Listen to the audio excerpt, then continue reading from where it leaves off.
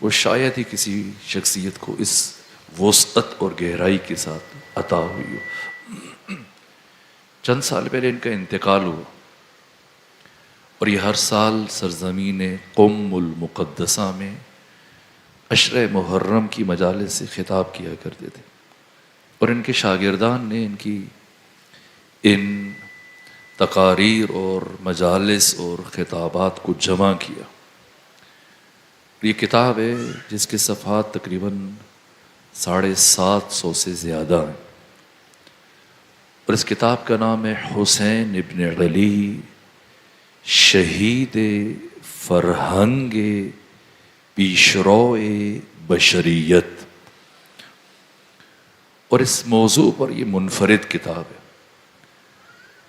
مستشرقین، غیر مسلم، اسلام شناس، علماء اہل تسنن، علماء اہل تشیع سب اس موضوع سے متعلق لکھ رہے ہیں، لیکن جس انداز سے انہوں نے لکھا اور جن زاویوں کو انہوں نے بیان کیا وہ شاید ہی کسی نے اس طرح سے بیان کیا۔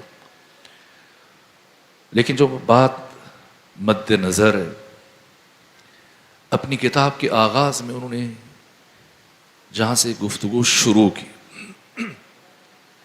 کہا کہ اگر آپ اپنے گھر میں داخل ہوں اور آپ کے گھر میں آپ کی زوجہ یا آپ کی بہن یا آپ کی ماں یا آپ کی بیٹی یا گھر کا کوئی بھی دوسرا فرد اپنے ہاتھوں سے کپڑے دھو رہے ہوں، اور جب وہ صابن سے یا دیگر ذرائع سے وہ چیزوں کپڑے کو دھوتے ہیں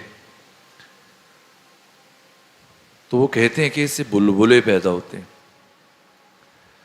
کہا یہ خیال شاید کبھی آپ کو زندگی میں نہ آیا ہو، لیکن فرض کر لیجیے کہ ان بلبلوں کو دیکھ کے آپ کے دل میں یہ خیال اور خواہش پیدا ہو کہ ان میں سے کسی ایک بلبلے کی، جن کی عمر بہت کم ہے، جو چند لمحوں کے لیے وجود میں آتے ہیں اور پھر معدوم ہو جاتے ہیں، اگر آپ کے دل میں یہ خواہش پیدا ہو کہ آپ ان کی مساحت معلوم کریں، طول، عرض، عمق، لمبائی، چوڑائی، گہرائی،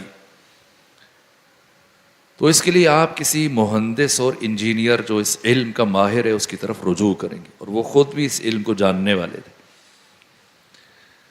تو کہا جب آپ رجوع کریں گے تو وہ آپ سے کہے گا کہ مجھے وقت چاہیے۔ اگر آپ کہیں مجھے اس ایک بلبلے کی مساحت مطلوب ہے تو وہ کہے گا کہ مجھے وقت ہے، میں آپ کو 1-2 دن میں بتاؤں گا، معائنہ کروں گا، جائزہ لوں گا، تجربہ کروں گا، مشاہدہ کروں گا۔ اور اگر آپ کہیں کہ نہیں مجھے ان میں سے 3-4 سے متعلق آپ مساحت معلوم کر کے بتا دیں، کہ اگر وہ اناڑی نہ ہوا تو آپ سے کہے گا کہ آپ پھر 5-10 دن انتظار کریں تاکہ میں یہ کام کر سکوں۔ اور اگر آپ یہ کہیں کہ ان سب سے متعلق بتاؤ تو عین ممکن ہے کہ وہ خودکشی کر لے۔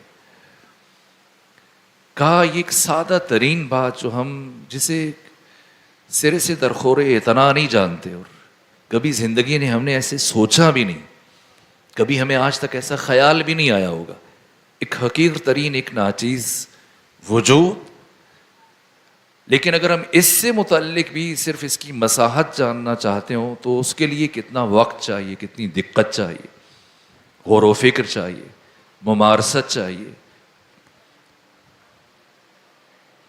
اسی طرح سے وہ کہتے ہیں کہ اگر آپ راہ چل رہے ہیں، راستے میں 2 فرد آپس میں آپ نے دیکھا کہ وہ الجھ پڑے، بظاہر مہذب، مثقف اور بہت مؤدب نظر آنے والے، مثلا بارش ہے، اس نے کوٹ پینٹ پہنا ہے، ٹائی لگائی ہوئی ہے، چہرے سے بہت پڑھا لکھا نظر آ رہا ہے، لیکن آپ دیکھتے ہیں کہ وہ کسی بات پر کسی شخص سے الجھ پڑا ہے، اس کی تلخی ہو گئی، اور افراد کھڑے ہو کر اب مشاہدہ کر رہے ہیں، یہ 2 افراد جو آپس میں الجھے ہیں، جن کے مابین تلخ کلامی ہوئی، اور اب بڑھتے بڑھتے بات ہاتھا پائی تک آ گئی، اور ایک کا ہاتھ دوسرے کی گریبان کی طرف بڑھ گیا، اور پھر دونوں میں سے ہر ایک کی کوشش ہے کہ اس کا ہاتھ اٹھے اور دوسرے کے رخسار تک جا پہنچے۔ دوسرے کو وہ اذیت دے، تکلیف دے،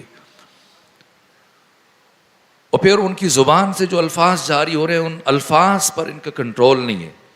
حتیٰ کبھی کبھی بہت پڑھے لکھے باشعور، خود ڈاکٹر ہے، استاد ہے، پروفیسر ہے، لیکن اس کی زندگی میں بھی اس طرح کبھی پیش آ جاتا ہے کہ وہ خود مبتلا ہو جاتا ہے ایسی چیز میں، جھگڑ رہا ہے. نہ ہاتھوں پر اختیار ہے، نہ اعضاء پر اختیار ہے، نہ زبان پر اختیار ہے، نہ لفظوں پر. ایک عجیب کیفیت کہ دوسرا دیکھ کر حیران ہو جاتا ہے کہ اتنا مؤدب، مہذب، مثقف، باشعور، پڑھا لکھا دکھنے والا فرد، جسے کیا ہوا کہ اس کا اپنے اوپر کنٹرول نہیں ہے، اپنے اعضاء پر، اپنی زبان پر، اپنے لفظوں پر، حرکات و سکنات پر. کہ یہ چھوٹا سا واقعہ، لیکن وہ یہ فرماتے ہیں کہ اگر ہم اس واقعے کی تحلیل کرنا چاہیں اور اس کا تجزیہ کرنا چاہیں اور اس کے علل، اسباب، اس کے عوامل اور اس کی وجوہات کو دریافت کرنا چاہیں منطقی اعتبار سے اور فلسفی اعتبار سے، اس کی وجوہات کو درک کرنا چاہیں تو ہمیں اس کے لیے مہینوں مطالعہ کرنا پڑے گا. تب ہم وہ نتائج حاصل کر سکتے ہیں کہ بالآخر کیا ہوا، کتنا سلجھا ہوا انسان، اتنا متین اور باوقار نظر آنے والا فرد رقیق اور سطحی باتیں کر رہا ہے اور اس کا خود پہ کنٹرول ختم ہو گیا. اس طرح کی یہ 2-3 باتیں ان کی کہا. یہ روز مرہ وہ چھوٹے چھوٹے واقعات کے ہم اپنے اطراف اور اکناف میں ارد گرد دیکھتے ہیں اور مشاہدہ کرتے ہیں کہ جنہیں ہم سرے سے حیثیت نہیں دیتے، وہ کبھی ہم غور بھی نہیں کرتے اور دیکھتے وہ بس گزر جاتے ہیں. یہ معمولی ترین واقعات اگر ان کا ہم تجزیہ کرنا چاہیں، ان کی حقیقت کو سمجھنا چاہیں، ان کی وجوہات کو درک کرنا چاہیں، تو اس کے لیے بھی ہمیں ایک طویل وقت چاہیے، غور و فکر چاہیے، مطالعہ چاہیے. تو چہ بے رسد کے تاریخ انسانی کا محیر العقول واقعہ، جس نے عقل بشر کو، فکر بشر کو، روح بشر کو یوں اپنی جانب متوجہ کر رکھا ہے کہ تاریخ انسانی میں کسی بھی دوسرے واقعے نے بشر کو اپنی سمت اس طرح سے متوجہ نہیں کیا. کربلا محیر العقول ہے، عقل بشر حیران ہے.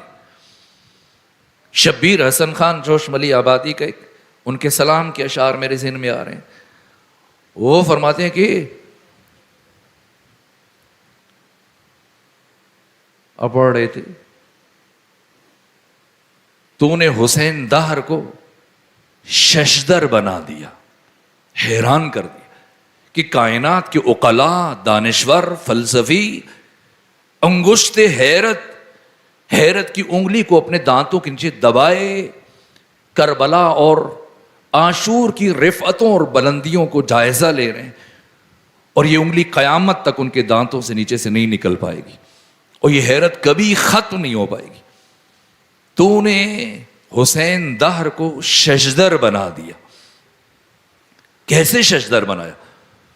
طوفان کو ناؤ، سیل کو لنگر بنا دیا.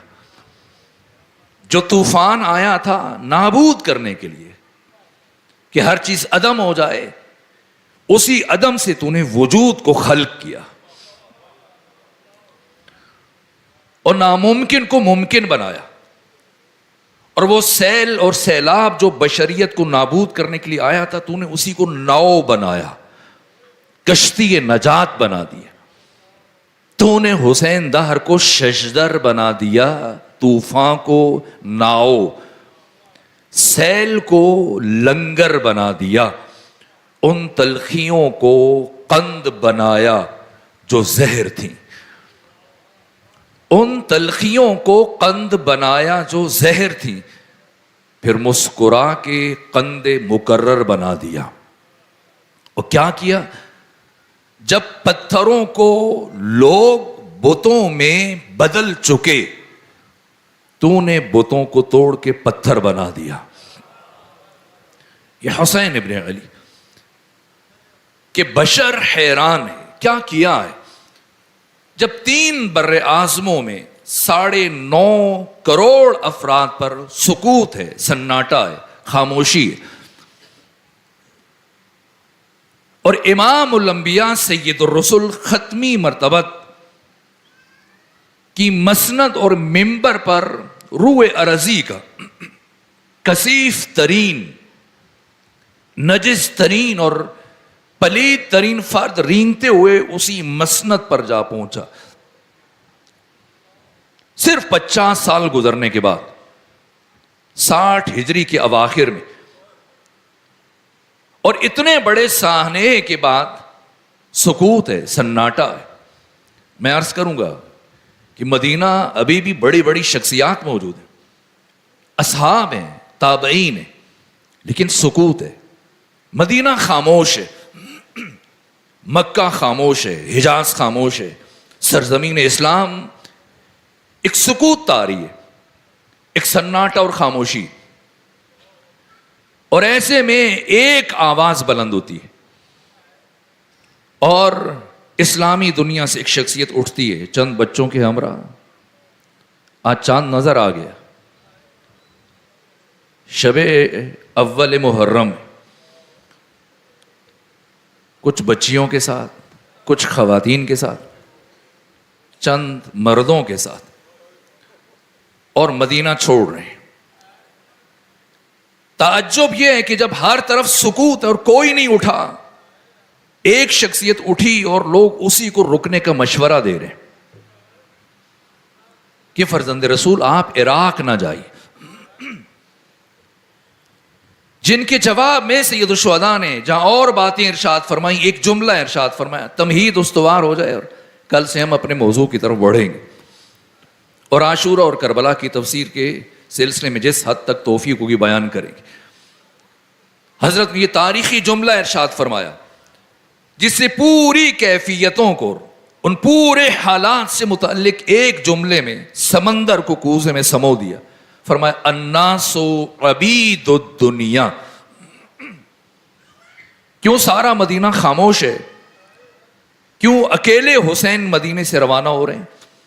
الناس عبید الدنیا، لوگ دنیا کے بندے ہیں، والدین لعق علی السنتہم، دین ان کی زبانوں پر رکھا ہوا ایک ذائقہ ہے، ایک لقمہ ہے۔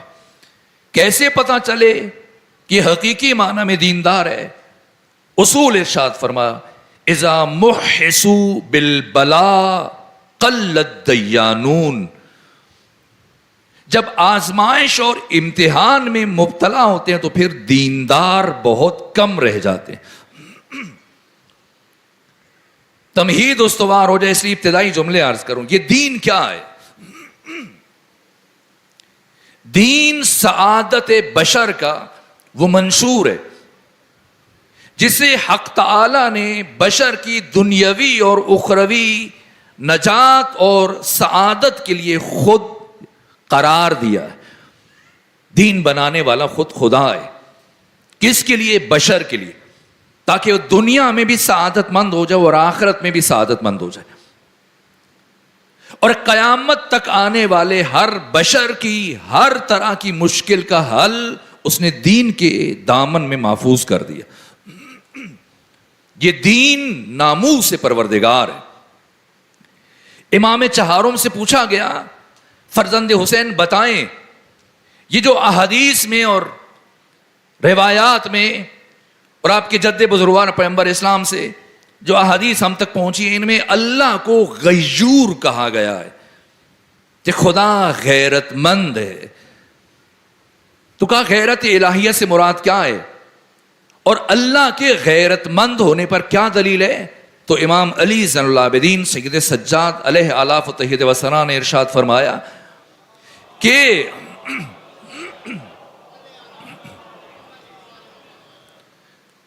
محرمات کو حرام قرار دینا اور واجبات کو واجب قرار دینا یہ حق تعالی کی غیرت پر سب سے بڑی دلیل ہے۔ جتنے امور دین میں حرام ہیں ان کو حرام قرار دینا یہ خود دلیل ہے کہ اللہ غیور ہے، ورنہ انہیں کبھی حرام قرار نہ دیتا. اور جن چیزوں کو اللہ نے واجب قرار دیا یہ بھی غیرت الہیہ کا مظہر ہے. تو یہ غیرت کیا ہے؟ غیرت کی تعریف جو ابتدائی تعریف ہے، اگر ضرورت پیش آئی تو اس کی دقیق تعریف میں بعد میں عرض کروں. وہ امر، وہ شے جس کی حفاظت دین اور عقل نے بشر کے لیے لازم قرار دی ہو، اس شے کی حفاظت کے لیے جد و جہد، کوشش اور زحمت کرنے کا نام غیرت ہے. غیرت انسان کی ناموس سے متعلق کہ جس کی حفاظت کا خدا نے حکم دیا، باقی امور سے متعلق، جان سے متعلق، اولاد سے متعلق، اور سب سے بڑھ کر غیرت دینی ہے جس سے متعلق میں نے ابھی اشارہ کیا.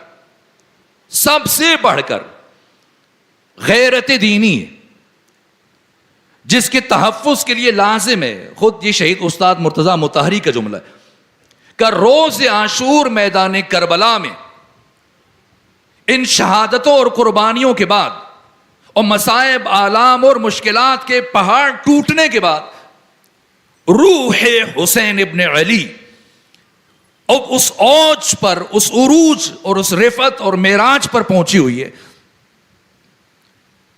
کہ روز عاشور حق تعالی نے حسین کے جہاد اور حسین کی قربانیوں کو دکھانے کے لیے تمام انبیاء کی ارواح کو روز عاشور میدان کربلا میں دعوت دی، بلایا. ملائکہ، وہ ملائکہ کہ جو کبھی زمین پر نہ آئے تھے، سب محو دید ہیں، سب دیکھ رہے ہیں. اولیاء خدا، انبیاء خدا، ملائکہ، قدسی، سب کی ارواح ناظر ہیں اور نگاہیں گڑی ہیں، سب حسین کو دیکھ رہے ہیں.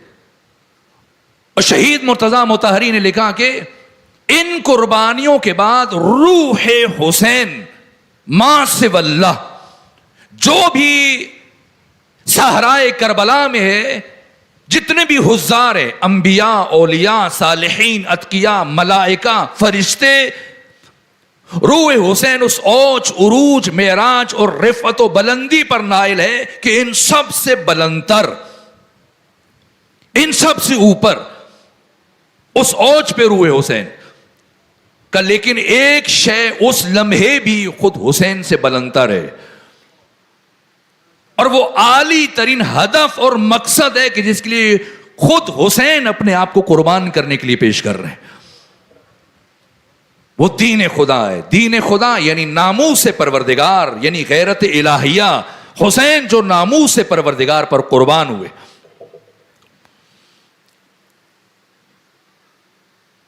یہ غیرت اور پورا اسلامی معاشرہ جس کو اٹھ کھڑے ہونا چاہیے تھا، بہت پہلے اٹھ کھڑے ہونے چاہیے تھا، لیکن سکوت ہے، سناٹا ہے. اور جب حسین اٹھے تو اب سوال کر رہے ہیں کہ آپ کیوں جا رہے ہیں، آپ کیوں مدینہ چھوڑ رہے ہیں؟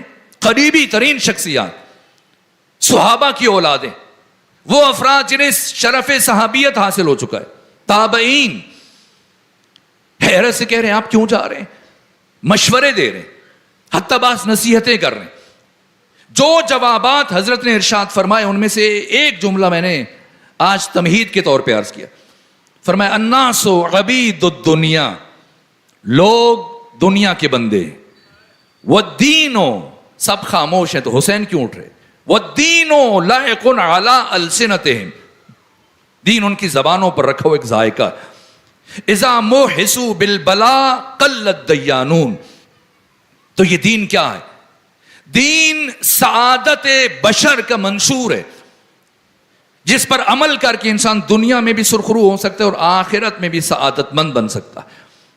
یہ دین بشریت کے لیے مشکل کشا، ناموس حق، دین الہی. یہ دین اگر کوئی شخص اس دین کو سیکھ لے، جان لے، سمجھ لے تو ہم اسے کہیں گے دیندان. بس حضرت کے اس جملے کو سمجھا جائے تاکہ تمہید استوار ہو جائے. وہ کل سے ہم پھر کربلا کے ابعاد اور جہتیں اور پہلو بالترتیب آپ کی خدمت میں عرض کر سکیں.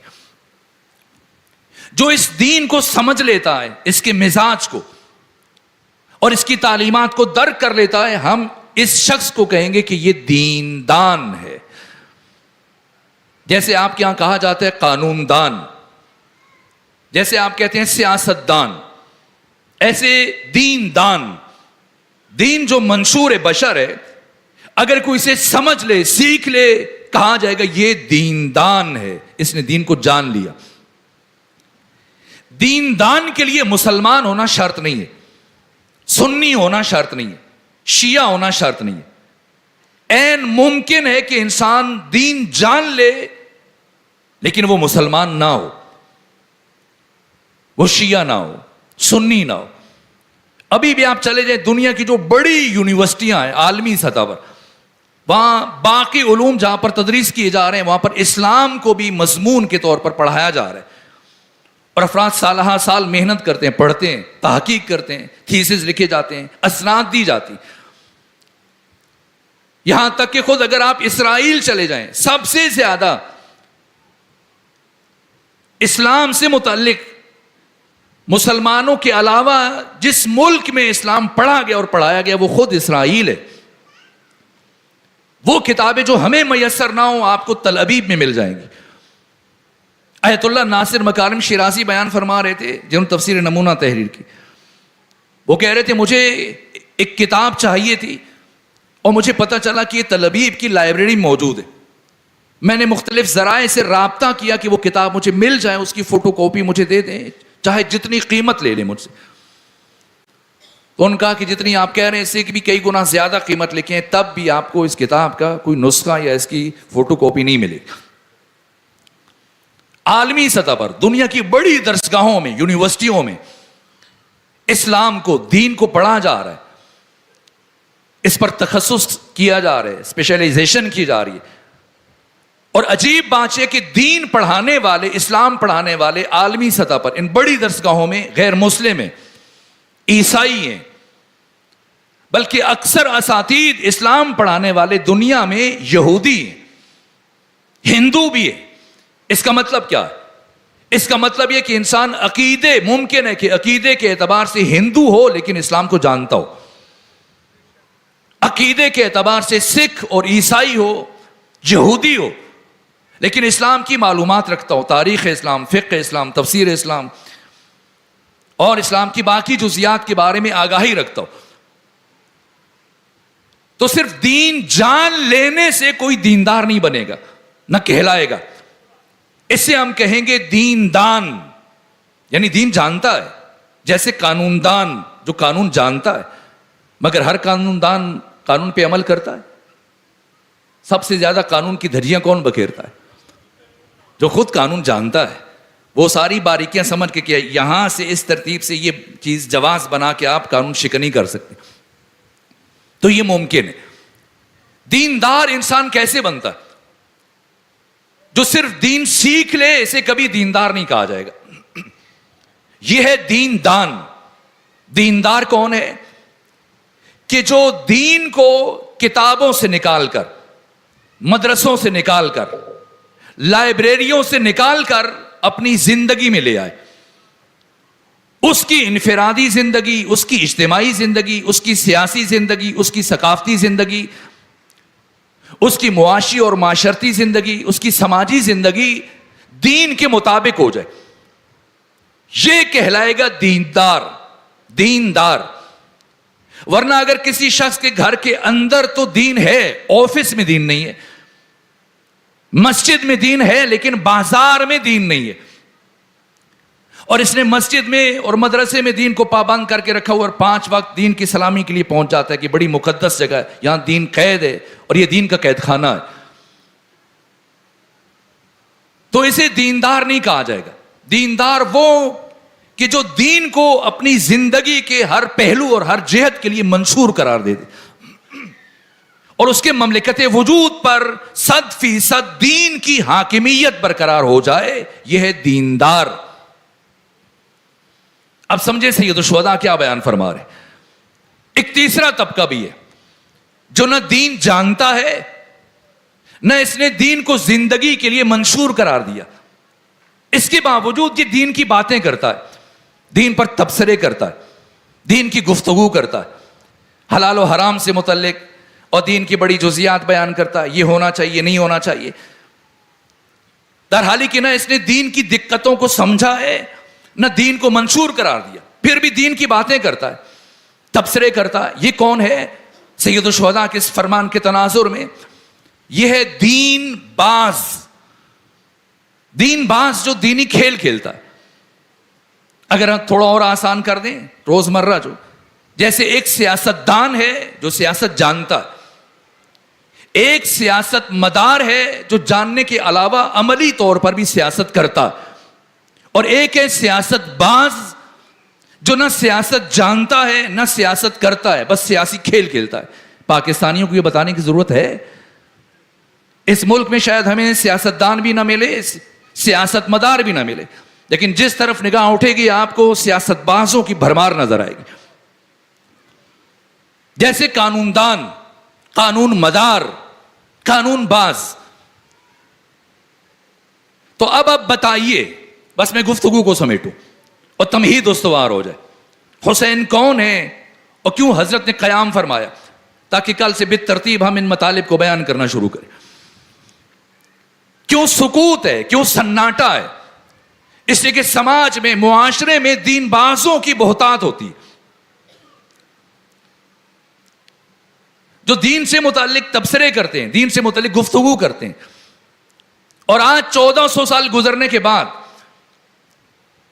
جبکہ بشر بارود کے انبار پہ بیٹھا ہے, بارود کے انبار پہ بیٹھی ہوئی دنیا غنچوں کے چٹکنے کی دعا مانگ رہی ہے.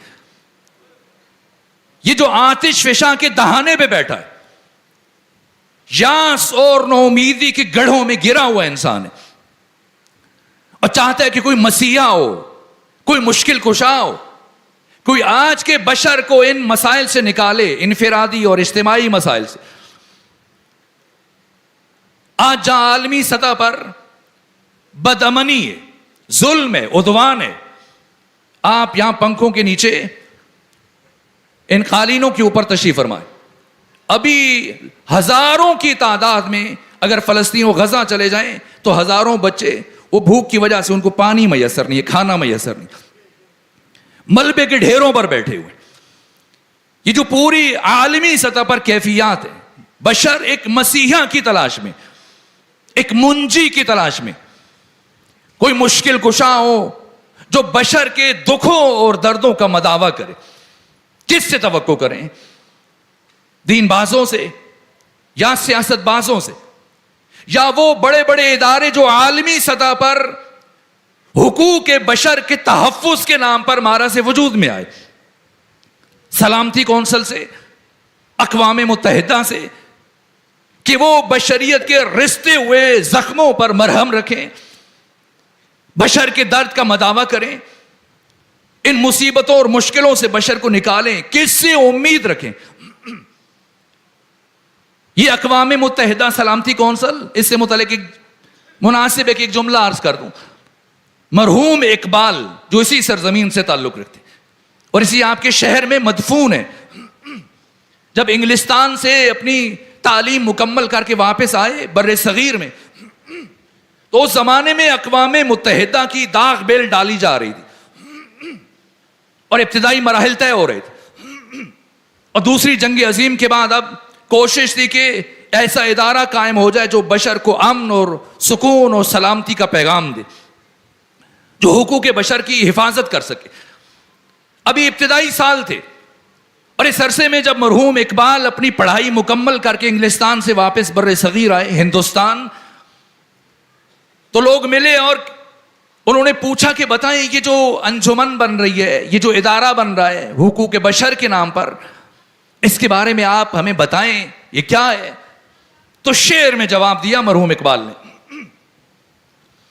کہا کہ من بیش از این ندانم کہ کفن دزدانی چند, بہر تقسیم مردگان انجمنی ساختے اند.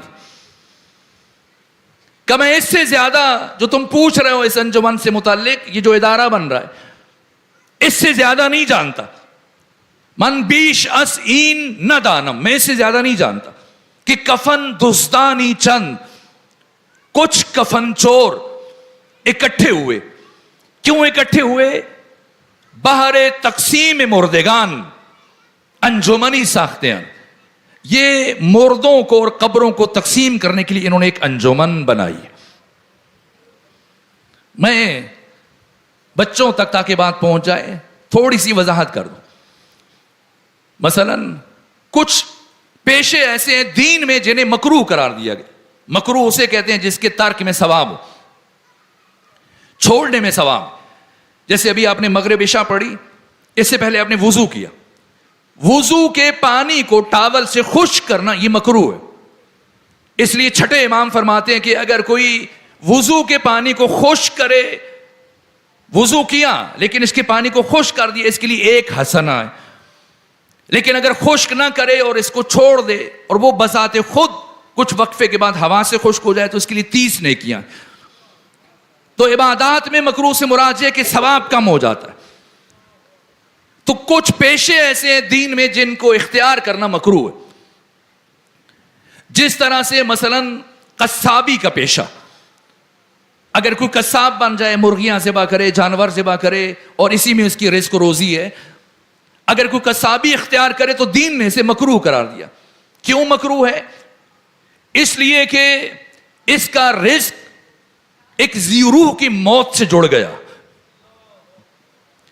اب ایک حیوان زندگی سے محروم ہوگا تو نتیجتاً اس کو کچھ رقم مل جائے گی، یہ اس کا وسیلہ ہے، روزگار ہے. اور دوسری وجہ یہ کہ قسی القلب ہو جائے گا، سخت دل ہو جائے گا، پتھر دل ہو جائے گا. انسانیت آہستہ آہستہ اس کے دل سے دور ہونا شروع ہو جائے گی. اسی طرح سے گورکون جو قبریں کھودتے ہیں، اگر کوئی شخص اس کو پیشہ بنا لے تو دین نے اسے مکروہ قرار دیا. اگر دیکھنا چاہیں آپ تو کیوں؟ اس لیے کہ اس کا رزق بھی دوسروں کی موت سے جڑا ہے. لوگ مریں گے تو یہ قبریں کھودے گا تاکہ وہ دفن ہو سکے. تو جتنے لوگ مریں گے اتنی زیادہ اسے رقم ملے گی. تو اس کا رزق بھی دوسروں کی موت سے جڑا ہے. مثلا اگر کسی محفل میں کوئی عالم مولانا دعا کروائیں کہ پروردگار سب کو طول عمر صحت اور سلامتی کے ساتھ عطا فرما، اگر کوئی گورکون بیٹھا ہو تو آپ دیکھ لیجئے باقی لوگ آمین کہیں گے، یہ آمین نہیں کہے گا. اگر اس نے آمین کہہ بھی دیا تو پھر یہ زبانی کہے گا، دل سے نہیں کہے گا. کیونکہ اگر اس نے آمین کہا اور واقعاً دل سے اس کی یہی دعا ہو تو پھر یہ زندگی کیسے گزارے گا؟ لوگ مریں گی نہیں اور ان کو طول عمر اگر ملتا جائے تو پھر یہ قبریں کیسے کھودے گا؟ اور جب قبریں نہیں کھودے گا تو یہی اس کا ذریعہ ہے. یہ گورکن اسی ترتیب سے مرحوم اقبال بیان کر رہے کہ جس طرح سے اگر بڑا قبرستان ہے تو پھر گورکن قبریں تقسیم کر لیتے. یہ حصہ اتنی حدود یہ اگر یہاں قبر کھودے گی تو وہ میں کھودوں گا، اور اگر اس حصے میں قبر کھودے گی تو پھر وہ آپ کھودیں گے. اگر مثال پہنچی ہے تو اب سمجھیں مرحوم اقبال کیا کہہ رہے ہیں. جب ان سے اس ادارے سے متعلق پوچھا گیا جو آج کی اقوام متحدہ ہے، آج کی سلامتی کونسل ہے، جس سے متعلق بس اوقات ہم امیدیں لگا کے بیٹھتے ہیں کہ شاید یہ امت کے مسائل حل کریں گے، یہ غزہ اور فلسطین کے اور باقی مسلمانوں کی مشکلات کو حل کریں گے. جب حکیم امت اقبال سے پوچھا گیا کہ آپ بتائیں یہ کیا بنا ہے، کہ من بیش از این ندانم کہ کفن دزدانی چند بہر تقسیم مردگان انجمنی ساختے ہیں. کہ میں اس سے زیادہ نہیں جانتا کہ کچھ کفن چور اکٹھے ہو گئے تاکہ وہ قبروں کو تقسیم کر سکیں، اپنا اپنا حصہ حاصل کر سکیں، کفن لوٹ سکیں. تو ان کفن چوروں سے توقع کی جائے، قبرستان اور قبریں بانٹنے والوں سے، کہ وہ بشریت کے دکھوں کا مداوع کر سکیں، یا یہ سیاست باز یا وہ دین باز کون ہو جو بشر کے لیے مشکل کو کشا قرار پائے. تو اسی مرحلے کے لیے امام الانبیاء سید الرسول ختمی مرتبت نے فرمایا کہ جب بشریت کی کشتی حوادث اور آندھیوں اور مشکلات کی زد میں ہو اور کوئی کنارہ سمجھ میں نہ آ رہا ہو اور کوئی حل سمجھ میں نہ آ رہا ہو کہ کیا کیا جائے، تو ان الحسین مصباح الہدا و سفینۃ النجاہ، ان تاریکیوں میں واحد امید حسینیت کا راستہ ہے. اس لیے ہم چاہیں گے کہ ان ایام میں خود قرآن اور معصومین کی زبان سے اور بالخصوص قرآن کی روشنی میں اور تاریخ کے تناظر میں رک کر یہ سمجھیں کہ کربلا کیا ہے، عاشورہ کیا ہے، اس کے علل و اسباب کیا ہیں، اس کے عوامل کیا ہیں، اس کی جزیات، کہ بالآخر کیوں کر عاشورہ تاریخ بشری میں سرمدی حیثیت اختیار کر گیا. کس اینک سے کربلا کو دیکھیں، کس نگاہ سے عاشورہ کا مطالعہ کریں تو ہمیں اس کی الف بے سمجھ میں آ جائے. سوشیالوجی کی دید سے، کسی مورخ کی اینک سے، کسی محدث مفتی مفسر کی نگاہ سے، کون بتائے کہ کربلا کیا ہے اور کربلا کو کیا سمجھیں؟ جنگ ہے. اگر کربلا جنگ ہے تو پھر کسی اور جنگ کی یاد کیوں نہیں منائی جاتی؟ حادثہ ہے تو پھر کسی اور حادثے کی یاد کیوں نہیں مناتے؟ واقعہ ہے تو پھر کسی اور واقعے کو اس طرح سے اس کی یاد کیوں نہیں منائی جاتی؟ کتنے افراد شہید ہوئے کربلا میں؟ 72. ان 72 کی یاد منانے کے لیے بشر 1400 سالوں سے مسلسل اشک بہا رہا ہے اور قیامت تک روتا رہے گا. اور ان 1400 سالوں میں اگر انسانوں کے اشکوں کو اور آنسوں کو جمع کیا جائے تو سمندر بن جائے. تو یہ کربلا کیا ہے؟ در حالی کہ صرف حالیہ پچھلے ماضی میں چلے جائیے، تاریخ انسانی کی 8,500 سالہ انسانی تاریخ کو چھوڑیے، صرف مستقبل ماضی قریب میں چلے جائیے، صرف 2 جنگوں میں مقتولین کی، قتل ہونے والے افراد کی تعداد کم از کم 10 لاکھ ہے. باقی جو ہوا تاریخ میں اسے ایک طرف رکھیے. صرف ان 2 جنگوں میں، جنہیں جنگ عظیم اول کہا جاتا ہے اور جنگ عظیم دوم کہا جاتا ہے، صرف ان 2 جنگوں میں جو افراد قتل ہوئے میدان جنگ میں، جو لاکھوں افراد آ کے گھروں میں بعد میں مرے ہیں، ان کو نکالیے. ان کی تعداد کو اگر دیکھا جائے تو 10 کروڑ بنتی ہے. اور زیادہ عرصہ بھی نہیں گزرا لیکن بشر نے فراموش کر دیا. مگر کیا کوئی جنگ عظیم اول کی یاد مناتا ہے؟ دوسری جنگ عظیم کی یاد مناتا ہے؟ پھر یہ کربلا کے 72 کون ہیں کہ جو 1400 سال پہلے شہید ہوئے، لیکن جیسے جیسے وقت گزر رہا ہے مسلسل بشر کربلا کی طرف بڑھتا چلا جا رہا ہے.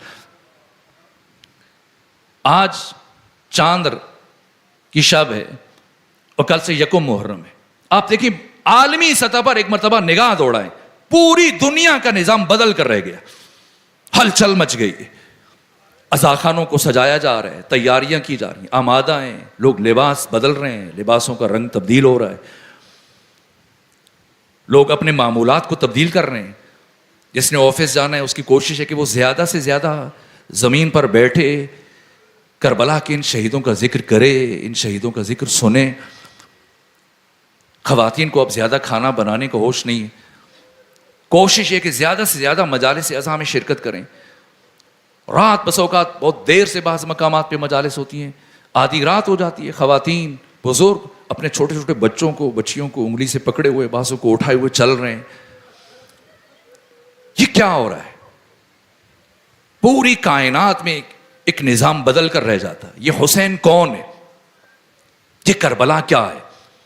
یہ عاشورہ کیا ہے جو جسموں کی حدود کو پار کر کے روح کی گہرائیوں تک اتر چکا ہے؟ اور جیسے جیسے وقت گزر رہا ہے مسلسل انسان کربلا کی طرف بڑھتا چلا جا رہا ہے. یہ عاشورہ کیا ہے جو آج سے 1400 سال پہلے ایک خشک ریگزار پر، ایک تپتے ہوئے صحرا پر، جہاں حیات اور زندگی کا نام و نشان نہیں تھا، سورج کی طرح سے چند گھنٹوں کے لیے چمکا، لیکن ایسا چمکا کہ اس کی روشنی ہمیشہ کے لیے سارے عالم میں پھیل گئی. یہ کربلا کیا ہے کہ جس نے دشت و دریا، سمندر و صحرا 14 صدیاں عبور کی اور آج وہاں تک پہنچ چکا ہے جہاں جہاں انسان زندگی گزار رہے ہیں. یہ شہر لاہور کا ایک امام بارگاہ ہے. اگر آپ یہاں سے اٹھیں اور دنیا کے اس نقطے تک جا پہنچیں جہاں 6 مہینے کا دن اور 6 مہینے کی رات ہے، یعنی قطب شمالی اور قطب جنوبی، جب وہاں پہنچیں گے تو دیکھیں گے کہ ذکر حسین یہاں بھی برپا ہے. یہ حسین کون ہے کہ جس نے دلوں کو رلا دیا؟ یہ حسین کون ہے کہ کائنات کے شرفا اپنی تمام تر مصروفیات کو چھوڑ کر صف عزا پر خاک پر زمین پر بیٹھ کر حسین اور حسین کے ساتھیوں کا ذکر کرتے ہیں. بس میرے عزیزو، وقت تمام ہوا. کربلا کی ابدیت کا راز کیا ہے؟ یہ کربلا کیوں سرمدی ہے؟ یہ کربلا کیوں لازوال ہے؟ یہ کربلا کیوں آفاقی ہے؟ یہ کربلا کیوں یونیورسل ہے؟ یہ کربلا کیوں ہمگیر ہے؟ اس کے اسباب میں سے ایک سبب جسے میں عام طور پہ ذکر کیا کرتا ہوں وہ حسین ابن علی کا انتخاب ہے. امام حسین نے حیات طیبہ میں 25 حج پیادہ کیے ہیں اور بہترین سواری کو لگام ہاتھ میں لے کر پیدل چلتے تھے کہ خدا کی بارگاہ میں جا رہے. 57 سالوں میں 25 حج. بعض سالوں میں حضرت نہیں جا پاتے تھے، لیکن اپنے عہد امامت کے 11 سالوں میں میں نے پڑھا ہے کہ ایک سال بھی ایسا نہیں ہوا کہ جس میں امام حسین حج کے لیے تشریف نہ لے کے گئے ہوں. کیا کر رہے ہیں اب حسین؟ کربلا دفعتاً پیش نہیں آئی ہے، کربلا حادثہ نہیں ہے، کربلا واقعہ نہیں ہے، کربلا اچانک سے پیش نہیں آئی ہے. کربلا کے لیے حسین ابن علی نے کم از کم 11 سال تیاری کیے. اور 11 سالوں میں کیوں حج کے لیے جاتے ہیں؟ اور جب حج کے لیے جاتے ہیں تو عجیب ہے، سرزمین مکہ میں، سرزمین مینا میں سب سے بڑا خیمہ امام حسین کے لیے نصب کیا جاتا ہے. اور وہاں پر 3 بر اعظموں سے آئے ہوئے بڑے بڑے شہروں سے، دیہاتوں سے، تمام نمائندگی افراد سے، جوانوں سے، بزرگوں سے حضرت خود شخصاً ملاقات کرتے ہیں. مسجد نبوی میں ان 11 سالوں میں نصف شب تک بیٹھا کرتے تھے. کیوں بیٹھتے تھے؟ گفتگو کرتے تھے، ملتے تھے لوگوں سے. کیوں؟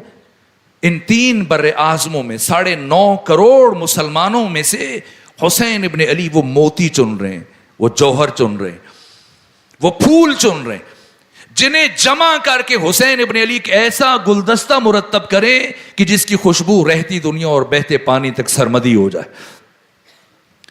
ان 11 سالوں میں حسین ابن علی نے اسلامی دنیا کے شریف ترین، غیور ترین، شجاع ترین، بامعرفت ترین افراد کو اکٹھا کیا ہے. یقین جان لیجیے، اگر ان 72 میں ایک بھی بزدل، ایک بھی جلد باز، ایک بھی غیر ذمہ دار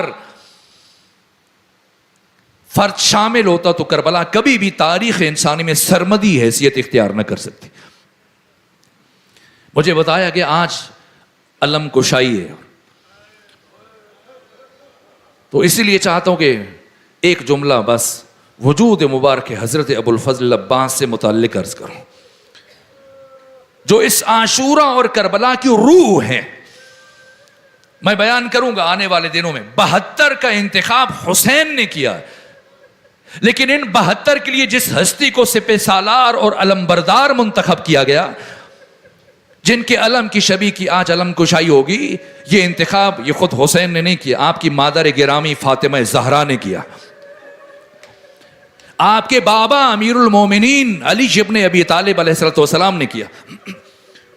وہ ہستی جس نے اپنا سب کچھ قربان کر دیا ہے حسین پر.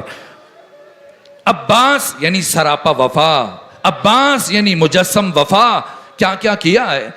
حضرت کی شہادت، حضرت کے مصائب تو آنے والے دنوں میں پڑھوں گا.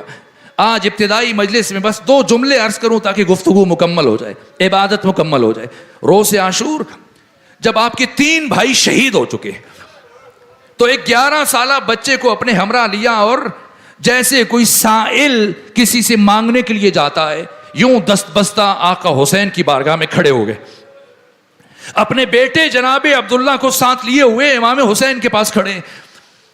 اور جب آقا حسین نے جناب عباس کو دیکھا، کہا عباس کیا بات ہے؟ نے کہا فرزند رسول میری اس قربانی کو اپنی بارگاہ میں قبول کر لیجیے. امام حسین نے فرمایا ابو الفضل عباس میں کب تک ام البنین کے گھر کو اجڑتے ہوئے دیکھوں؟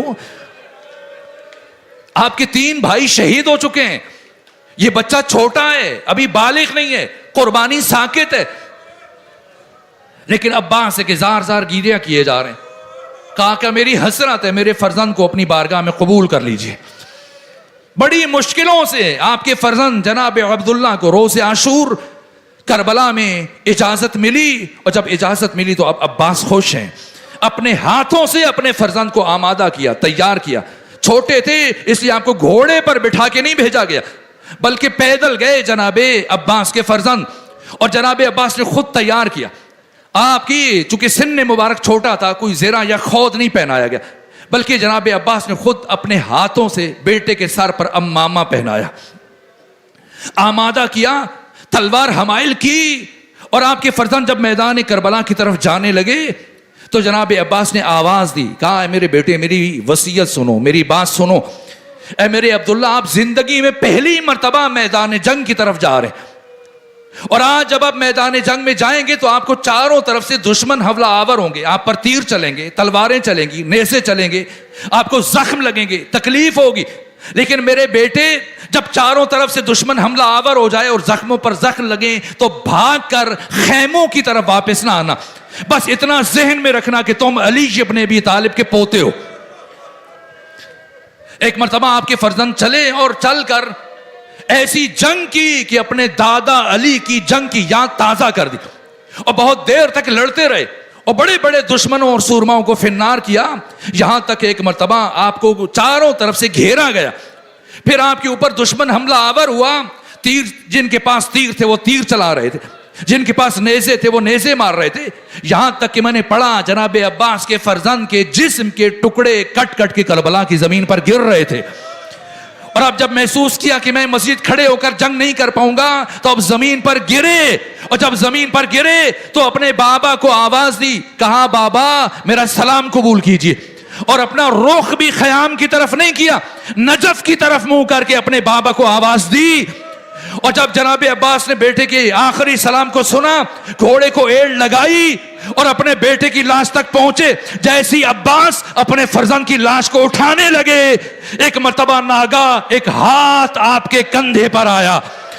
جناب عباس نے مڑ کر دیکھا, پیچھے حسین ابن علی فرما رہے تھے, ارے عباس کیا کبھی دیکھا ہے کوئی باپ اپنے بیٹے کی لاش کو اٹھائے؟ میں دست ادب جوڑ کے عرض کروں گا, آقا حسین آپ عباس کو بیٹے کی لاش نہیں اٹھانے دے رہے. کچھ لمحوں کے بعد جب علی اکبر کی لاش کی